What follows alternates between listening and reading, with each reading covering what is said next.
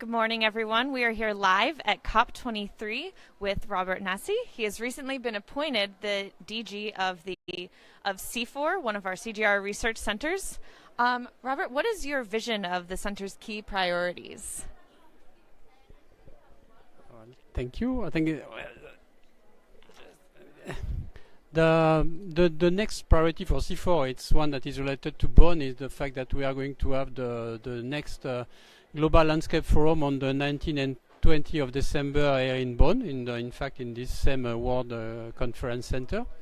So that's one of the sort of immediate priority, but more important, the priority for CIFOR is really to think on the way we are looking at forestry and the way we are organizing our work to be more adapted to the current funding context, to the adaptation of the CGIAR. We are leading the forestries and agroforestry program, and so that we are continuing that. But I think there is a very important need to adapt to the diminishing or changing nature of the overseas development aid, and especially in our domain, which is forestry. And also one of the priorities to have people that are not in the forest sector understand that forestry is more than simply looking at silviculture and classical forestry, and has a link with all of the SDG, and that forest and forestry should be an important element in terms of contribution to achieve the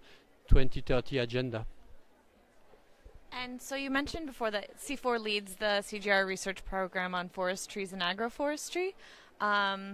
So trees are known for carbon sinks for migration, but what can we say today about the role of forests and trees for adaptation to climate change?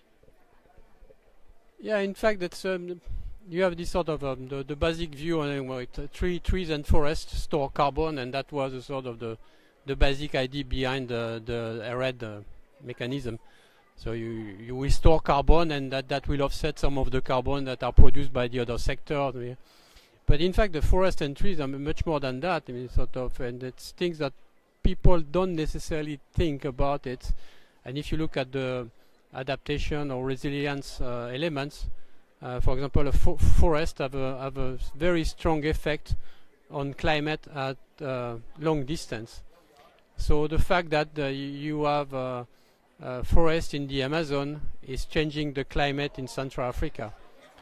So this all what they call this river in the sky that in fact move, and then the rain in one place of the world is influenced by the presence of forest in another place, which makes this whole issue of deforestation bigger than a simple country.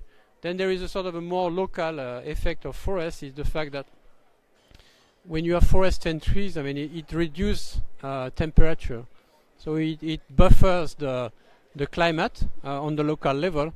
And for the crops, with increasing temperature, it's very important because it will help crops withstand increasing temperature links to global warming. Then there is what you can call the protection effect of forest. I mean, sort of, if you have forest near, when you have alpine plantation, for example, near forest, the productivity is higher than there is no forest, because in fact there is a lot of pest control that is happening because you have forest. Of course, there is also some issue, but there is all elements on forest that go beyond the simple, I would say, carbon sticks. I mean, that considered tree. It's probably even more important than the mitigation element, and unfortunately is very often overlooked, both in the negotiation and in the work of many of people working on that. So I think it's the important element. Thank you so much. Thank you so much for joining us, and thank you everyone for watching, and yeah, enjoy the rest of your time here at the conference. Thank you very much.